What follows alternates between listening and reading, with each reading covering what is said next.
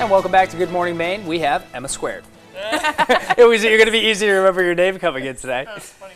We're here with Emma G. Rose. Thank you for being with us. Thanks for having me. She is a young adult author, and she's releasing a new book very soon. It's called On the Bank of Oblivion. Can you explain your book for us? On the Bank of Oblivion is the story of a teenager experiencing those first worrying signs of long-term illness. And he wants to ignore this. He doesn't want to deal with it because it's scary and big and he doesn't know what it means. And so he ends up sort of slipping into this fantasy world and maybe getting an offer of help from someone, but that offer comes with some conditions that he might not be willing to fill.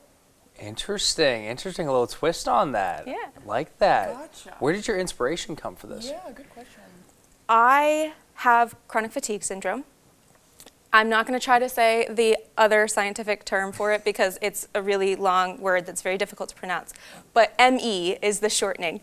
And I was diagnosed in high school, which wasn't common. This is not a condition that's normally diagnosed in high school. So for me, this is a personal story. This is my real life with fantasy elements added in. And I wanted to write something that would tell this story and let other teenagers experiencing this know that they're not alone, that other people have experienced this. This isn't all in your head. And even if the adults around you may not always believe everything you say, there is like a real reason that this is happening. So this is speaking directly to young adults. This isn't, yeah. And did COVID have anything to do with this? Is this kind of... Well, one of the interesting things is that right now they're talking about long COVID and this idea that people who have COVID could not get immediately better and maybe then sort of roll into a longer term illness. And when I heard that, I thought, well, yeah, because so many people with a chronic health condition, any sort of autoimmune, it's often triggered by an infection or some other physically stressing event. And so it makes really logical sense to me that that would be true. I'm not a doctor, I can't tell you for certain, but it does make sense to me.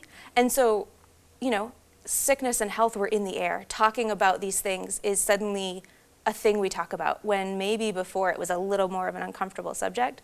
So it just seemed like the right book at the right time.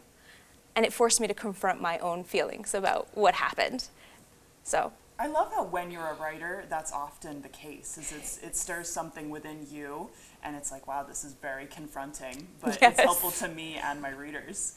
I love that very confronting, yes. Yeah. Everything I've published at this point is me dealing with my own stuff and sort of putting it out into the world and saying, well, I hope this helps you deal with your stuff too. That's beautiful. Yeah, That's so beautiful. This book is chronic illness. Previous books have been about grief and loss and mental health and all of those sorts of things that are kind of difficult to tackle.